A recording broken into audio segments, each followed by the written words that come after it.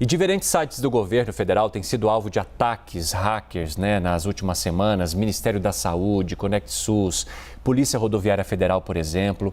Para entender um pouco mais sobre esses ataques, nós vamos conversar com a especialista em Direito Digital e CEO da startup Dados Legais, a doutora Luísa Leite. Doutora Luísa, seja muito bem-vinda. É um prazer falar contigo nessa véspera de Natal. Muito obrigado por conversar com a gente. Diante desta série de invasões, é possível entender que os portais ligados ao governo federal estão muito vulneráveis ou precisam de um reforço aí na segurança? Bom dia. Sim, o que a gente vê é que esse acesso indevido aos ambientes tecnológicos dessas entidades e a incapacidade de lidar com esses incidentes e a proteção de dados mesmo dos cidadãos demonstram uma deficiência nos mecanismos de segurança da informação do governo.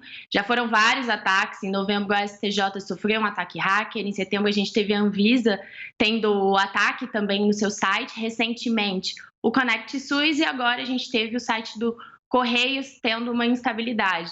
Então, a gente precisa que o governo estabeleça procedimentos para que tenha uma segurança maior dentro desses sites e nas próprias plataformas, que hoje a gente tem um recolhimento aí, uma coleta muito grande de dados pessoais dos cidadãos, principalmente em meio à pandemia da Covid-19. Exatamente. A senhora tocou num ponto muito importante, os dados, de todos os cidadãos, porque a gente viu as autoridades de saúde dizendo, olha, esses ataques não provocaram nenhum tipo de interferência, não atrapalharam ou não trouxeram nenhum tipo de prejuízo, fora o ConectSUS, que muita gente não conseguiu acessar e não conseguiu comprovar ali a vacinação, enfim, isso gerou transtorno. Mas mesmo que não houvesse nada, há a exposição de dados, e essa exposição por si só já é muito perigosa para todos os brasileiros, né, doutora? O que a gente vê hoje são vários dados que são vazados desses sistemas do governo sendo vendidos na internet. E esses criminosos que vendem esses dados na internet, eles muitas vezes promovem tipos de golpes, às vezes utilizam o CPF para poder estar angariando algum nível de empréstimo. Então, deve ter um cuidado, uma proteção maior para resguardar o cidadão desse tipo de incômodo. Até mesmo por incômodo de telemarketing também, que as empresas às vezes compram esses sites para estar ofertando produtos. Então, em certo nível, tem uma violação da privacidade, sim, do cidadão. E, doutora, o cidadão tem algum tipo de ferramenta que ele possa usar para denunciar, para, enfim, caso aconteça alguma coisa, depois Hoje dizer, olha, eu fui alvo de vazamento? Canais que devem ser ofertados para que os cidadãos eles solicitem a exclusão do acesso aos dados. E também a gente tem a própria ANPD recebendo essas demandas. Doutora, no caso desse ataque ao Ministério da Saúde, tem um grupo, hacker chamado Lapsus Group, que assumiu a autoria desses ataques. Isso já costuma ser uma estratégia dos criminosos ou é possível que exista um crime, no caso digital, que não deixe rastros, ou é possível identificar e, de fato, punir essas pessoas que cometem esses crimes? Bom, nos dois casos, o grupo que promoveu o ataque hacker que trouxe, que assumiu a responsabilidade, né? Quando a gente fala de um ataque hacker, a gente está falando do aproveitamento de uma vulnerabilidade do sistema para estar procedendo com essas ações indevidas e criminosas. Muitas vezes é difícil, sim, a gente identificar qual que foi o grupo, qual que foi a vulnerabilidade, por isso que é importante ter esses mecanismos de segurança, ter um VPN para poder auxiliar as instituições, mas, ao mesmo tempo, a gente vê também um posicionamento até político desses grupos hackers para poder estar promovendo algum tipo de pressão no governo mediante a essas instabilidades que geram dentro das plataformas. Doutora, a senhora falou muito em diminuir a vulnerabilidade desses sistemas e essas ferramentas, para que isso aconteça, custam muito caro, É necessário um investimento maior das autoridades públicas para que esses sistemas sejam mais seguros e possam, de fato, preservar os dados dos cidadãos? Sim, hoje a gente fala muito em VPN, que é uma conexão que estabelece um meio seguro para que o usuário ele consiga acessar a internet.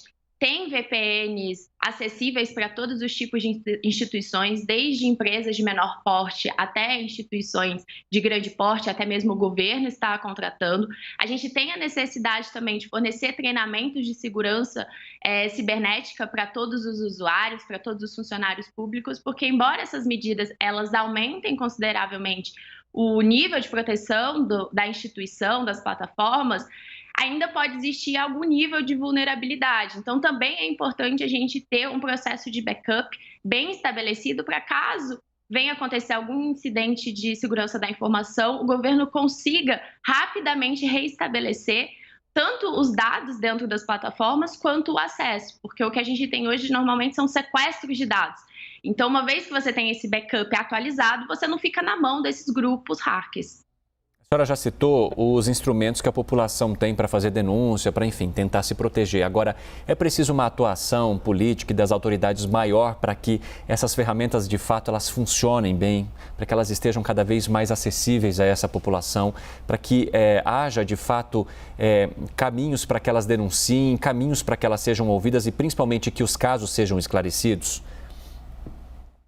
Hoje a gente sente falta de uma cultura de conscientização em relação à proteção de dados. A gente tem a Lei Geral de Proteção de Dados valendo desde setembro do ano passado e falta políticas públicas para que a população em geral tome conhecimento de que elas têm direitos como titulares de dados, que podem estar acessando essas plataformas da Autoridade Nacional de Proteção de Dados, como buscando as próprias instituições para que possam estar recorrendo ao acesso, à exclusão desses dados como cada cidadão tem direito. Então, sim, é necessário que as instituições públicas e privadas estabeleçam essa cultura e deem essa transparência e visibilidade de todos esses direitos que os cidadãos eles têm como titulares. E uma curiosidade, doutor, quais são as penas para esse tipo de crime? Essa pena ela pode variar de acordo com a gravidade do ataque ou com a gravidade do dado que foi exposto, enfim, como é que funciona? Hoje a gente tem penas tanto administrativas quanto a responsabilidade civil. Quando a gente fala em penas administrativas, a gente fala desde advertências até multa limitadas a 50 milhões de reais. E na parte da responsabilização civil, a gente tem as pessoas podendo buscar o judiciário para angariar algum nível de indenização. Hoje as indenizações elas estão na média ali dos 5 mil reais, quando a gente fala de relações consumeristas, e nas relações trabalhistas a gente também tem visto as pessoas conseguindo danos morais pelo uso indevido de seus dados pessoais no ambiente laboral. E a justiça está interessada em julgar de fato e poder ressarcir essas pessoas, né? Pelo menos aquelas que já sofreram algum tipo de ataque ou que tiveram seus dados expostos, enfim. Sim, hoje são mais de 600 decisões que envolvem a LGPD dentro da sua matéria, tanto quanto justificativa como também pedido. Então, a gente já vê essa jurisprudência sendo formada, muitas pessoas conseguindo angariar algum nível de indenização também. Então, a gente tem aí já o nosso contencioso de dados, que a gente brinca, sendo construído aqui no Brasil. Só para a gente finalizar, doutora Luísa, a gente teve aí ontem, na verdade, o Ministério da Saúde dizendo que o sistema do Conect SUS ele voltou, mas que pode apresentar algumas instabilidades. É natural que depois de ataques, né, que haja de fato ainda um serviço que possa ser mais lento ou que a população não consiga acessar por completo? Sim, quando a gente tem um ataque, a gente estabelece uma série de protocolos, tanto de testes quanto de vulnerabilidades que a gente tem que sanar. Então, é normal que tenham essas instabilidades, justamente porque acontecem esses testes para poder identificar de onde veio esse gap, de onde veio esse ataque, e aí depois o serviço ele volta a funcionar normalmente, sem problema nenhum. Doutora Luísa Leite, que é especialista em direito digital, muito obrigado por conversar com a gente hoje, né, sobre esses ataques aos sistemas públicos e também de que forma que as pessoas possam se proteger. Essa informação é muito importante para todos. Um Feliz Natal para você e para a tua família. Para você também, muito obrigada. Até a próxima.